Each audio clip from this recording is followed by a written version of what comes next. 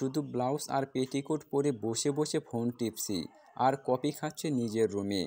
হঠাৎ দরজা ঠেলে আহান ভাইয়া ঢুকলো। নিজেকে ঠিক করার সময় পেলাম না। ভাইয়া হুট করে ঘরে ঢুকেই বলল, এই আমরা কানামাছি খেলছি, তোর ঘরে আমি লুকাবো। কোথায় লুকাই? তাকিয়ে দেখি ভাইয়া আমার দিকে তাকিয়ে আছে। এত সময় খেয়াল করেনি আমাকে।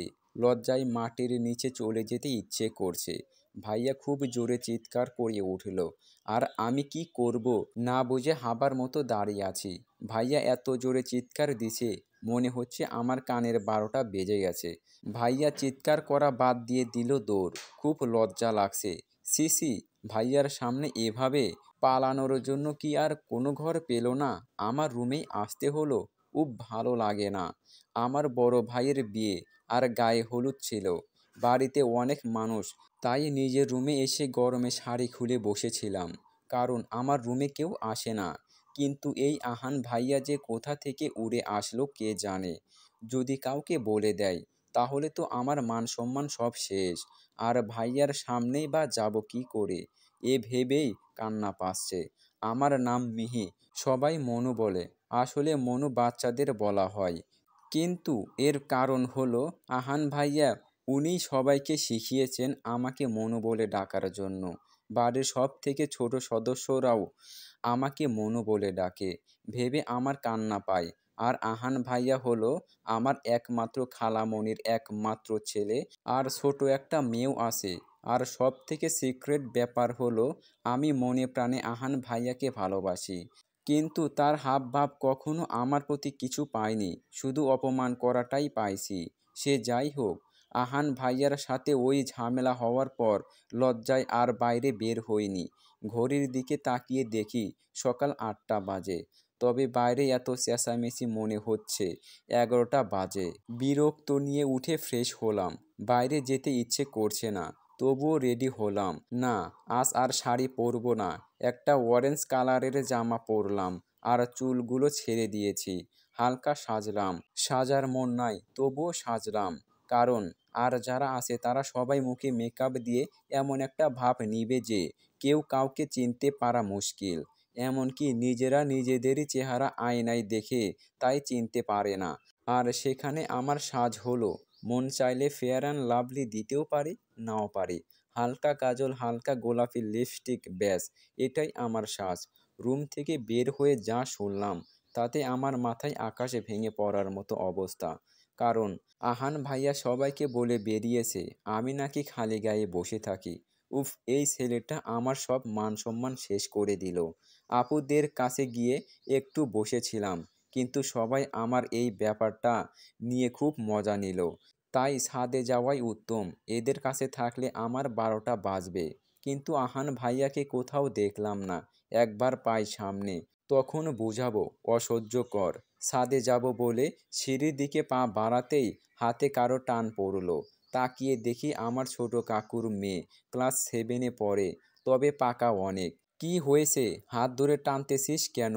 মনু আপু, শুনলাম তুমি নাকি খালি গায়ে বসে থাকো, বলে ফিক করে হেসে দিল। এই পুচকি মেয়েটাও আমাকে লজ্জা দিচ্ছে। ওই, তোকে এসব কে বলেছে? My crush. এই হেয়ালি না করে বল তো, তোর এই মাই ক্রাশটা কে? আমি ভার্সিটিতে উঠে গেলাম, এখনো ক্রাশ বাস খাইতে পারলাম না।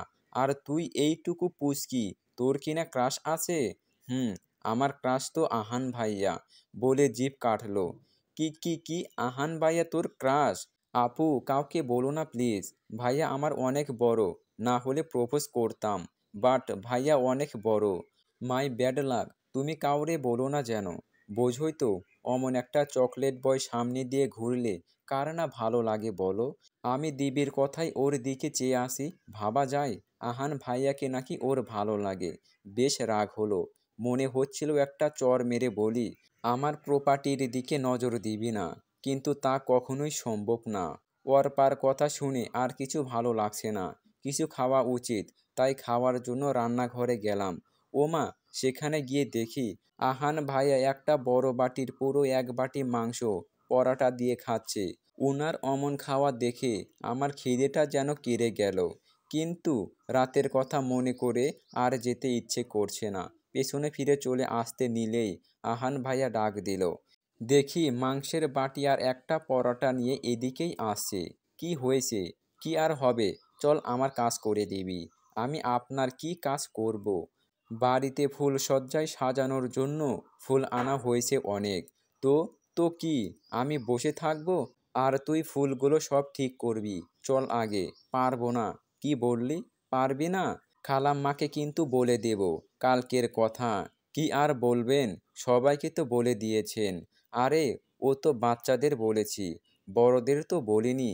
আমার কথা না শুনলে বিয়ে বাড়ির সবাই জানবে। কি আর করা, মুখ গোমড়া করে চলে গেলাম ভাইয়ার পিছু পিছু। খুব খিদে লাগছে আর ভাইয়া আমাকে খুব খাটিয়েছে সারাদিন, ভালো লাগে না। রাগ করে না খেয়েই রুমে চলে আসলাম। ফোনটা টেবিল থেকে নিতেই দেখলাম একটা ভাঁজ করা কাগজ। কৌতূহল মেটাতে খুলে দেখলাম সেখানে লেখা আছে, প্রিয়সী, তুমি কি জানো তোমার ওই মায়ামাখা মুখটি দেখার জন্য কত বাহানা করি? তোমার অভিমানী রাগে রাগে মুখটা দেখতে আমার কত ভালো লাগে। তোমার সাথে এমন লুকোচুরি করতেও ভীষণ একটা ভালো লাগা কাজ করে। মনে হয় প্রতিনিয়ত তোমার ওই দু চোখের অতলে আমি তলিয়ে যাচ্ছি। আমার মিহু পাখি, সবাই তোমাকে মনু বলে ডাকে, আর আমি তোমাকে আমার মিহু পাখি বলে ডাকবো। চিঠিটা পড়ে মাথা ঘুরছে। এমন করে চিঠি লিখলো কে? বাড়িতে বড় বলতে তো শুধু আমার ভাইয়া আর আহান ভাইয়াই আসে, আর সব তো পিচ্ছি। এত আবেগ দিয়ে কে লিখলো? তার মানে আহান ভাইয়া? না না, উনাকে দেখে তো মনে হয় না উনি আমাকে ভালোবাসে। এসব ভাবনার ভেতরেই কেউ চিঠিটা হাত থেকে টান দিয়ে নিয়ে নিল। তাকিয়ে দেখি আহান ভাইয়া। আমাকে কাগজটা ফিরিয়ে দিন। আরে দাঁড়া না, এত জ্বালাস কেন? প্রিয়সী, তুমি কি জানো তোমার ওই মায়ামাখা মুখটি দেখার জন্য কত বাহানা করি? তোমার অভিমানী রাগে রাগে মুখটা দেখতে আমার কত ভালো লাগে। তোমার সাথে এমন লুকোচুরি করতেও ভীষণ ভীষণ একটা ভালো লাগা কাজ করে। মনে হয় প্রতিনিয়ত তোমার ওই দু চোখের অতলে আমি তলিয়ে যাচ্ছি। আমার মিহু পাখি, সবাই তোমাকে মনু বলে ডাকে, আর আমি তোমাকে আমার মিহু পাখি বলে ডাকবো। বাহ বাহ, এইসব করাও হচ্ছে? খালি গায়ের নিজের রুমে বসে থাকিস, আবার এই প্রেমপত্র নিয়ে ঘুরছিস, কি ব্যাপার? খালাম্মাকে কি তোর বিয়ের কথা ভাবতে বলবো? দুই ভ্রু নাচিয়ে বলল। ভাইয়ার এই ভ্রু নাচিয়ে হালকা দুষ্টু হাসিময় মুখটাও ভীষণ ভালো লাগছিল। যতবার দেখি ততবার নতুন করে তার প্রেমে পড়ি। আমার ভাবনার ভেতর ভাইয়া হাত দিয়ে তুড়ি বাজিয়ে বলল, কিরে, বিয়ের স্বপ্ন দেখছিস নাকি? ধ্যাত, কি যে ভাবছি। আমার বিয়ে নিয়ে অত টেনশন নাই বুঝলেন। নিজে বুড়ো হচ্ছেন, দেখেছেন? জানতো নিজে বিয়ে করে বেড়ান। কি বললি? আমি বুড়ো? জানিস, কলেজের মেয়েদের বাদ দিলাম, ছেলেরা পর্যন্ত আমাকে দেখলে ক্রাশ খায়, আর সবাই চকলেট বয় বলে, বুঝলি? চকলেট বয় না, গোবর বয় বলে। মুখ ভেকসি দিয়ে বললাম, মারবো টেনে একটা থাপ্পড়, ময়রা ভূতের 14 ঠ্যাং দেখাই দেব। যা তো আমার জন্য চা নিয়ে আয়। পারবো না। কথায় কথায় পারবো না বলিস কেন? শোন, 10 মিনিটের ভেতরে চা নিয়ে আসবি, আর তা না হলে সবাইকে বলবো প্রেম করে বেড়াচ্ছিস। ও আর শোন, তুই আজ শাড়ি পরিসনি কেন? শাড়ি পরে খোপা করে তারপরে চা নিয়ে আসবি, না হলে মনে আছে তো? চিঠির ব্যাপার ফাঁস হয়ে যাবে। কিন্তু শাড়ি পরবো কেন? এটা কোন ধরনের কথা? পড়তে বলছি পড়বি, বুঝলি? বলেই চলে গেল একটু চোখ টিপ দিয়ে। উফ, এই ছেলেটাকে কিছু বলতে গিয়েও বলতে পারি না। কেন যে আমার এমন হয়? যত দিন যাচ্ছে ভাইয়াকে তত বেশি ভালোবেসে ফেলেছি। না, এটা ঠিক না। এটা তো কেয়া পাতার নৌকার মতো। যেমন কেয়া পাতা দিয়ে নৌকা বানালে তা শুধুই খেলা করার পাত্র হয়, সেই নৌকা কোনো কাজের না। তেমনি আহান ভাইয়াও আমার প্রতি কোনো ফিলিংস নেই। তবুও মনটা বড় বেহায়া, কিছুতেই কথা সরে না। উফ মনু, এটা কি চা না শরবত? ওয়াক থু, এটা কি কথা? এই নিয়ে 5 কাপ চা আনলাম। তোমার হয় একবার বেশি গরম হয়ে যায়, না হয় বেশি ঠান্ডা হয়ে যায়, আর তা না হলে চিনি কম, লিগার করা। এত কমপ্লেন না করে নিজে বানিয়ে খান না। এই চুপ, তোকে বলছি তুই করবি, বুঝলি? এখন যা, তুই আমার পোড়া কপাল। এখন এই শরবত বনাম চা খেতে হবে, আমিও মুখ ভেকচি দিয়ে চলে আসলাম। কি আর করব, দিন দিন এই মানুষটার মায়ায় খুব বাজেভাবে জড়িয়ে যাচ্ছি। ভাইয়ার বিয়েটা খুব ভালোভাবেই হয়ে গেল। বাড়ি পুরো ফাঁকা। তবে আহান ভাইয়া আর খালামণি আছে, তারা কিছুদিন পরে যাবে। খালামণির বাসা আমাদের বাসা থেকে বেশি দূরে না, বাড়িতে কেউ নেই বললেই চলে। ভাইয়া আর ভাবি আজ সকালে ভাবির বাপের বাড়িতে গিয়েছে। এই নতুন ভাবিও একদিন এসে জেনে গিয়েছে আমার নাম মনু। আর আমি নিজের রুমে খালি গায়ে বসে থাকি। উফ, মনটা আমার তেজপাতা হয়ে যায় এই কথাগুলো শুনলে। হঠাৎ জানালা দিয়ে কি যেন একটা রুমের ভেতর পড়লো। কেউ হয়তো কিছু ছুঁড়ে মেরেছে। ওমা, এটা তো একটা ভাঁজ করা কাগজ। খুলে দেখি সেম হাতের লেখা। তাতে লেখা ছিল, তুমি কি চাও মিহমণি আমি পাগল হয়ে যাই? তুমি কি জানো তোমার অগোছালো শাড়ি আর ভাবলেশহীনভাবে কাঁচা হাতে বাঁধা খোপার সাথে লেপ্টে যাওয়া কাজল আমাকে কতটা টানে? জানো তোমার ওই ঘুম ঘুম চোখ দুটোও আমাকে খুব বাজেভাবে পাগল করে। এই ছোট ছোট অনুভূতিগুলো দিন দিন এতটা বাড়ছে তা তোমাকে বলে বোঝাতে পারবো না। উফ, আমি আসি আমার জ্বালায়, আর এই চিঠিবাজ আছে তার পাগলামিতে মগ্ন। ও আমার মা, তুই কে ভাই একটু বলবি? তুই যে কে জানতে পারলেও হতো, কারণ আহান ভাইয়ার কাছ থেকে ছ্যাঁকা নামক যন্ত্রণা পেয়ে এই চিঠিবাজকে বিয়ে করে নেব। কথাগুলো আমার দারুণ লাগে, সে যেই হোক না কেন। মিহি এখানে দাঁড়িয়ে দাঁড়িয়ে না হেসে চিঠিটা লুকিয়ে ফেলল। না হলে আহান ভাইয়ার নজরে পড়লে এবার তোর কপালে দুর্ভোগ আছে। এই এই কে রে? আমি আপু, আমি। উফ অর্পা, তুই এভাবে চোরের মতো আমার রুমে আসলি কেন? তোমার সাথে গোপন কথা আছে। কি কথা? আমি কবিতা লিখেছি। কি? হুম, আহান ভাইয়াকে নিয়ে।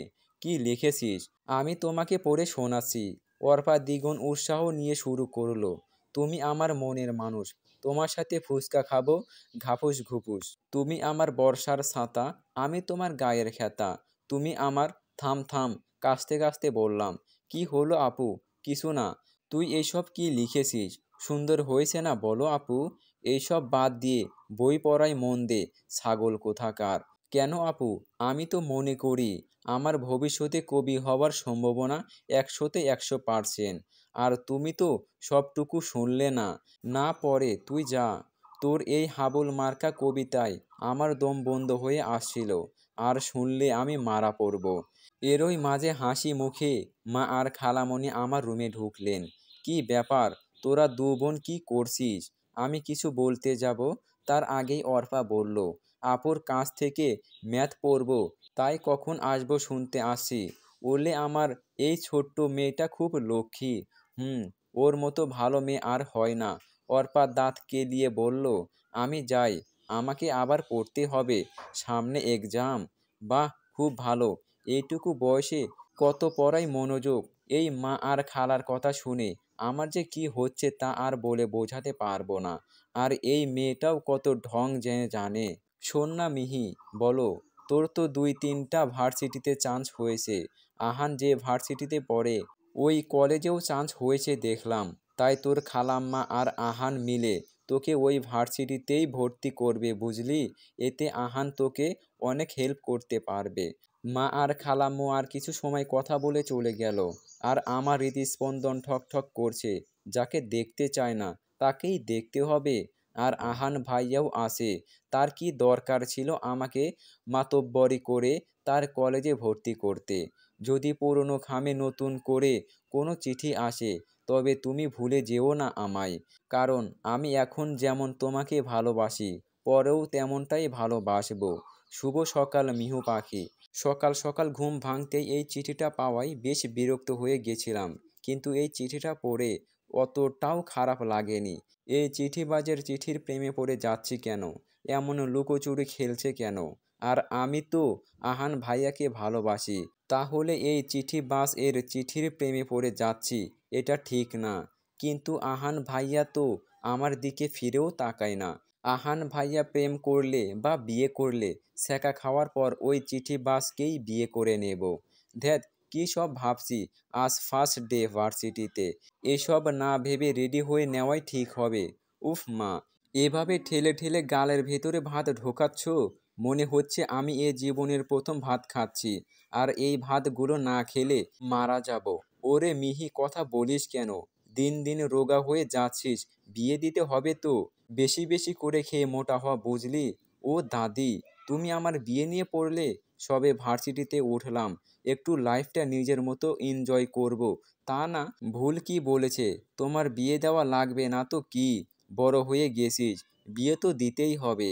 তোর বাবাকে বলবো বিয়ের জন্য পাত্র খুঁজতে। মা কি সব বলো? আমি বিয়ে করব না ব্যাস, বলেই রাগ করে চলে আসলাম। আমাকে নাকি বিয়ে দেবে। ও আমার মিহি, রাগ করে না মা, আর কিছুটা খেয়ে যা।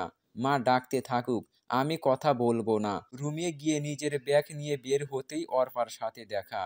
এই ফাজিলের হাড্ডি মার্কা মেয়ের সাথে এখন কথা বলা ঠিক হবে না। পাশ কেটে চলে যেতেই ও বলল, আরে আপু, এটা কি অবস্থা তোমার? কেন, কি অবস্থা? এটা কি পরেছো? জিন্স প্যান্ট, লাল খয়েরি কালারের লং জামা, ওড়না গলায় পেঁচানো, খোলা চুল, আর কাজল। তো কি হয়েছে তাতে? আরে প্রথম দিন ভার্সিটিতে যাচ্ছ, একটু সাজবা, গর্জিয়াস জামা পরবা, এত ছেলেরা তোমাকে দেখবে, তোমার প্রতি ইমপ্রেস হবে, আর তুমি সবার নজরে পড়বে, বুঝলা? ওই আমি ভার্সিটিতে পড়তে যাচ্ছি, কোনো বিয়ে বাড়িতে যাচ্ছি না। আর তুই এই ইমপ্রেসের ব্যাপারে কি বুঝিস রে? সর, আমার সময় নেই তোর ফালতু কথা শোনার। ও আপু, আর একটা কথা শোনো। বল। তোমার ভার্সিটিতে তো আহান ভাইয়াও পড়ে, তাই না? হুম, তো এত তো করো কেন? যতই হোক মাই ক্রাশ আয়ান ভাইয়া। তুমি একটু আমার হেল্প করতে পারবে? আয়ান ভাইয়াকে একটু পটিয়ে দিতে পারবে? এই বদমে বলে কি? আমি নিজের জন্যই পটাতে পারলাম না, ওনার জন্য নাকি আহান ভাইয়াকে পটিয়ে দেব? যত দেশের বাজে কথা এর কাছে আসে, মনটা চাই ফ্যানের সাথে উল্টো করে ঝুলিয়ে মরি। কি হলো আপু, চুপ করে আছো কেন? এই তোর স্কুল নেই? যা স্কুলে যা। সর সামনে থেকে, না হলে আমি কিন্তু ছোট মাকে ডাক দিলাম। ছোট মা কিন্তু রান্নাঘরে আছে। তুমি না আপু, আনরোমান্টিক। তুই যাবি? যাচ্ছি বলে মুখ ভেকচি দিয়ে চলে গেল। মনে চাচ্ছে ওর ঠ্যাং ভেঙে হাতে ধরিয়ে দেই। কিরে মৌ, তুই তখন থেকে হাঁ করে দাঁড়িয়ে আসিস কেন? এবার হাঁ বন্ধ না হলে কিন্তু একটা লাথি মারবো। তুই এইসব কি শোনালি?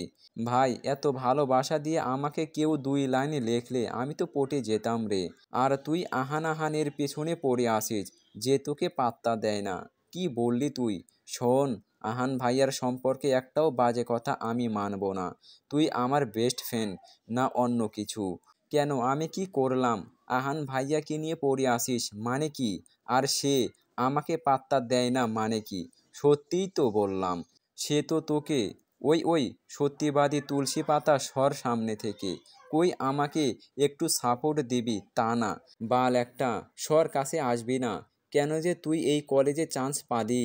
আ কে জানি মুখটা চেপে ধরে রেখেছে। এই রুমের পাশ দিয়ে যাচ্ছিল আর মৌকে বকা দিচ্ছিল। এই মৌটার ওপরও বেশ রাগ হচ্ছে। বাল একটা, সব সময় আমার মনোবল ভেঙে দেয়। ও নাকি আবার আমার বেস্ট ফ্রেন্ড। কিন্তু রুমটা এত অন্ধকার যে হাতও দেখা যাচ্ছে না। কে জানে মুখের ওপর থেকে হাত সরিয়ে আমার ঠোঁটের সাথে তার ঠোঁট লাগিয়ে দিল।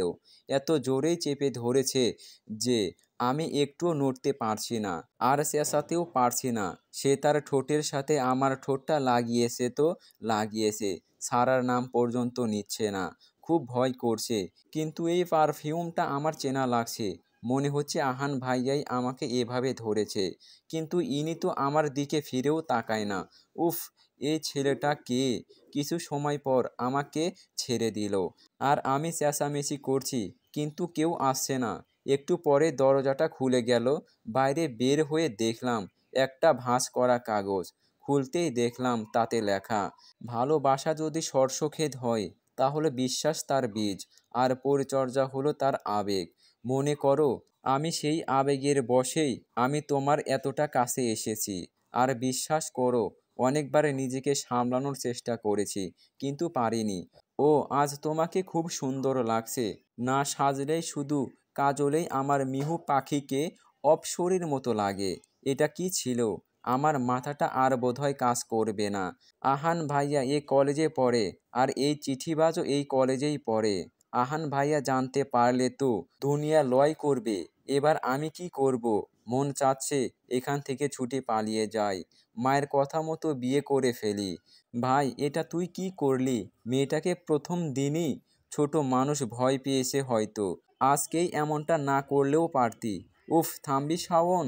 ও আমাকে পাগল করে দিচ্ছিল। জানিস, আমি রাতে ঘুমাতে পারি না ওর কথা ভেবে। কি করব মানতে পারছিলাম না। ভাবছি কি করে ওকে প্রপোজ করব। ও কিভাবে নেবে?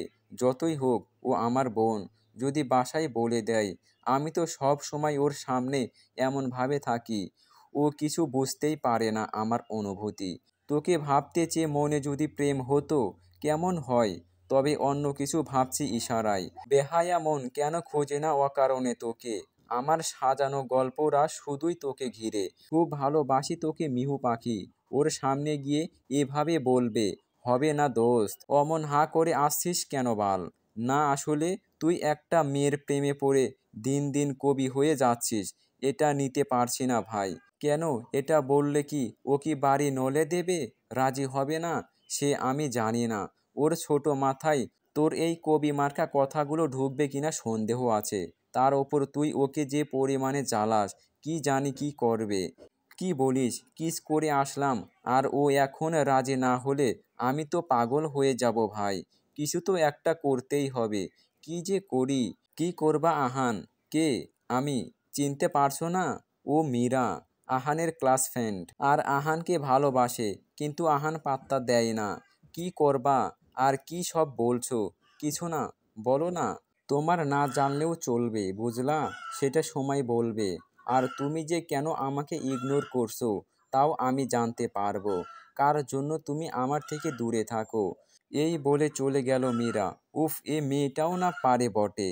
আমি বাঁচি না আমার জ্বালায়, আর ও আসে ওর উল্টাপাল্টা কাজ নিয়ে।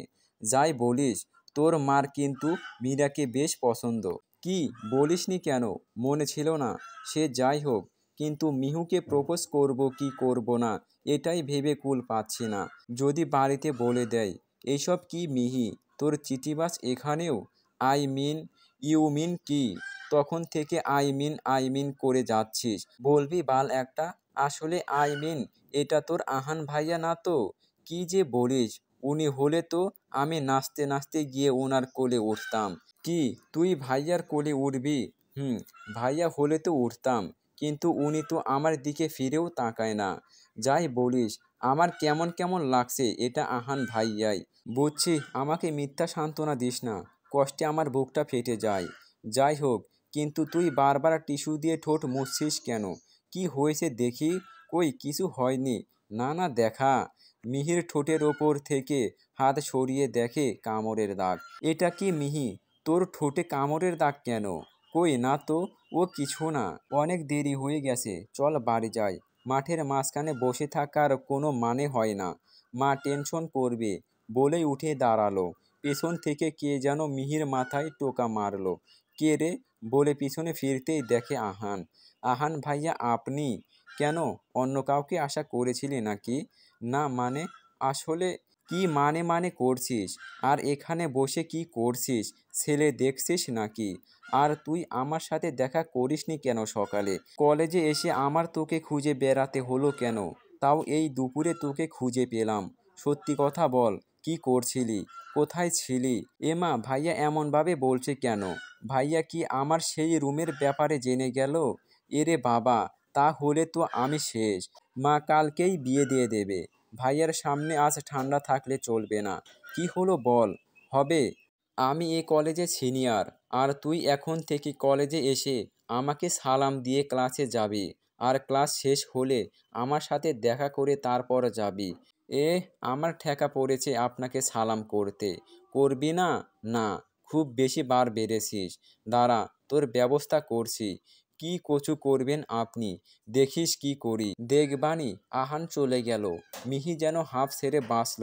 এই ছেলেটা শুধু জ্বালায়, ভালো লাগে না। তুমি গল্প হয়েও গল্প না, তুমি সত্যি হয়েও কল্পনা।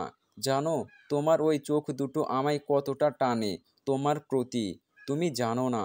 আমি সেই দিনের অপেক্ষায় আছি, যেদিন তোমার কোলে মাথা রেখে শান্তির নিঃশ্বাস নিতে পারবো, যেখানে থাকবে না কোনো বাধা, হায় আল্লাহ, একটু বই পড়তে বসেছিলাম, মায়ের বিয়ে বিয়ে কথা শুনবো না বলে নিজে থেকে পড়তে বসলাম, আর এই চিঠিবাজ আমাকে এখন ওই চিঠিটা কেন পাঠালো?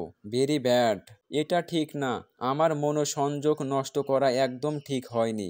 আমার ভাবনার ভেতর দরজায় টোকা পড়ল। চিঠিটা লুকিয়ে দরজা খুলতেই দেখি মা আর আহান ভাইয়া দাঁড়িয়ে।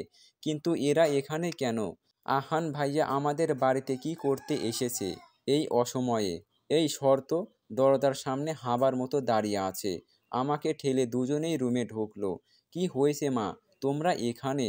মা দাঁত কেলিয়ে বলল, কিছু হয়নি, আহান তোকে কি দেবে দেখ। আহান ভাইয়া প্যাকেট থেকে একটা কালো ফ্রেমের বড় একটা চশমা বের করে আমার চোখে পরিয়ে দিল। এটা কি হলো? চোখ তো ঠিক আছে, তাহলে চশমা কেন? আর এরকম দাদু মার্কা চশমা আমি পরবো না। চুপ কর, এটা পরেই প্রতিদিন কলেজে যাবি। আর এই চশমা পরলে তোকে বুড়ি বুড়ি লাগবে, ছেলেরা তাকাবে না। ইয়া, কাঁদো কাঁদো ফ্রেশে মায়ের দিকে তাকিয়ে দেখি মা এখনো দাঁত কেলিয়ে দাঁড়িয়ে আছে। মা, এটা কি হলো? ঠিক হয়েছে, আমি তোর বিয়ের ব্যাপারে বলেছিলাম আহানকে যে তোর বিয়ে দেব, কিন্তু তুই পড়তে চাস, তাই আহান বলল তোর এত তাড়াতাড়ি বিয়ে দেওয়ার দরকার নাই। তোকে তোর দাদির মতো একটা চশমা পরিয়ে কলেজে পাঠালে ছেলেরা তাকাবে না, আর আমিও চিন্তামুক্ত। আমার আইডিয়াটা কেমন খালামণি? আমার সোনা ছেলে খুব ভালো। আমার আর মিহিকে নিয়ে চিন্তা করতে হবে না। কিন্তু আমি এমন চশমা পরবো না ব্যাস। শোন, এই চশমা না পরে কলেজে গেলে তোকে আমি বিয়ে দেব ব্যাস, বুঝলি? আমার অনেক কাজ আছে, যাই। বলে মা চলে গেল। তাকিয়ে দেখি আহান ভাইয়া আমার দিকে তাকিয়ে হাসছে। দেখে মন চাচ্ছে উনার খোসা খোসা দাড়িগুলো সান্না দিয়ে তুলে দেই। ফাজিল একটা। হুট করে আহান ভাইয়া এর পরে কি হলো জানতে চাইলে অবশ্যই কমেন্ট বক্সে জানাবেন।